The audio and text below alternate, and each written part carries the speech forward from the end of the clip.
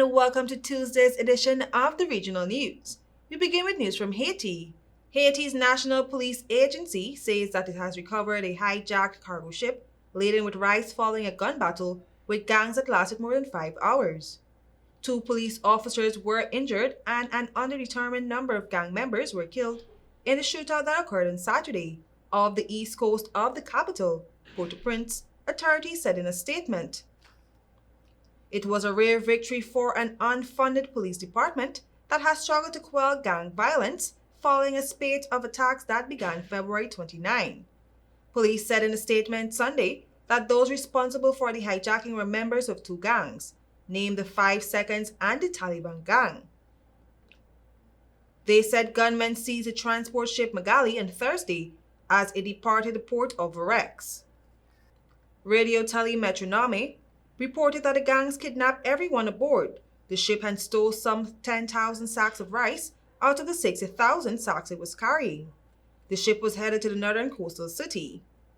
The ongoing violence forced Prime Minister Ariel Henry to announce he would resign once a transitional presidential council is formed. Henry was intending to push for the UN-backed deployment of a police force from the East African country when the attacks began and remains locked out of Haiti.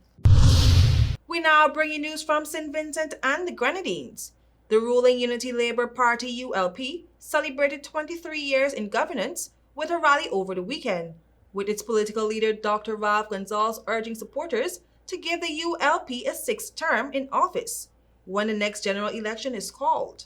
In his address to supporters, Gonsalves boasted of the progress made in St. Vincent and the Grenadines since the ULP has been in power and warned that it could be reversed.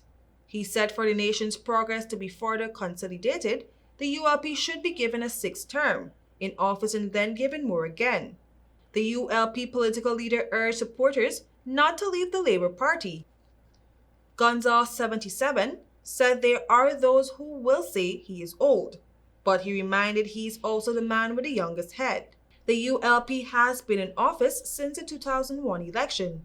In November 2020, Gonsalves was reappointed as Prime Minister for a 5th term in a row. St. Vincent and the Grenadines' next general election is constitutionally due in 2025.